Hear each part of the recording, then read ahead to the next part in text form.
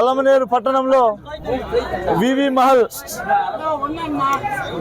థియేటర్లో యాత్ర 2 సినిమా చూడటం జరిగింది వైఎస్ఆర్ కుటుంబ సభ్యులతో అందరితో కలిసి.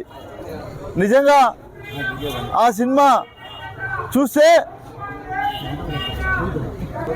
మన నాయకుడు జగన్మోహన్ రెడ్డి గారు ఎన్ని ఒడిదుడుకులు ఎదుర్కొన్నా ఢిల్లీ పెద్దలకు తల వంచకుండా తనదైన శైలిలో వైఎస్ఆర్ రాజశేఖర రెడ్డి గారి ఏదైతే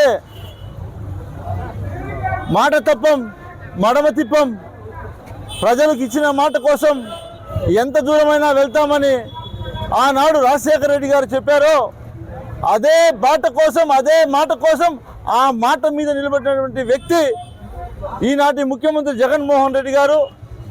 ఆయన ఏదైతే అప్పట్లో ప్రతిపక్షంలో ఉన్నప్పుడు పడినటువంటి అవమానాలు కావచ్చు, ఆయన చేయని తప్పులన్నిటికీ కూడా ఢిల్లీ పెద్దలు కొంతమంది అప్పట్లో ఇక్కడ ఉన్నటువంటి అధికార పక్షంలో ఉన్నటువంటి వారు అందరూ కలిసి తప్పుడు కేసులు పెట్టినా తల వంచకుండా 2019లో ప్రభంజనం సృష్టించి ఈ ఆంధ్రప్రదేశ్ ప్రజలందరికీ కూడా ఈరోజు మనం చూస్తున్నాం. చంద్రబాబు నాయుడు గారు ఏ విధంగా 2014 ఎన్నికల సమయంలో హామీలు ఇచ్చి ప్రజలను మోసం చేశాడో రియల్గా ఆంధ్ర రాష్ట్రంలో చూసామో ఈరోజు మనం థియేటర్లో చూసాం. థియేటర్లో అయితే మనకు క్లియర్గా కనిపించింది ఏ విధంగా ప్లాన్ వేసుకొని మోసం చేశారనేది. కానీ ప్రజలకంతా తెలియదు కాబట్టి ఈరోజు ఈ యాత్ర 2 ద్వారా అందరికీ అర్థమైంది.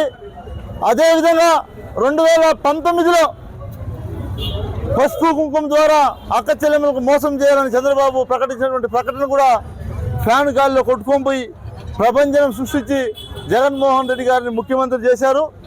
రాబోయే ఎన్నికల్లో ఇప్పుడు జరగబోయే 65 రోజుల్లో ఎన్నికలు వస్తున్నాయి. చంద్రబాబు నాయుడు గారు ఇప్పటికే అనేక అబద్ధ హామీలు కూడా చెప్పాడు, ఇంకా కొన్ని చెప్తాడు. ప్రజలు ఎవరూ కూడా నమ్మే పరిస్థితి లేదు. ఎందుకంటే ఆయన కేవలం ఆయన ముఖ్యమంత్రి కావాలి, ప్రజలు ఎక్కడైనా గాలికి పోని అనే ఒక సిద్ధాంతంతో పరిపాలించి 14 సంవత్సరాలు ముఖ్యమంత్రిగా ఉన్నప్పుడు ఎవరికి ఏం చేయలేదు. కాబట్టి ప్రజలందరూ కూడా అప్రమత్తంగా ఉండాలి. దీనికోసం ఈరోజు యాత్ర మూవీ చూడటానికి అందరితో కలిసి రావడం చాలా సంతోషంగా ఉంది అని తెలియజేసుకుంటూ సెలవు తీసుకుంటా ఉన్నాను.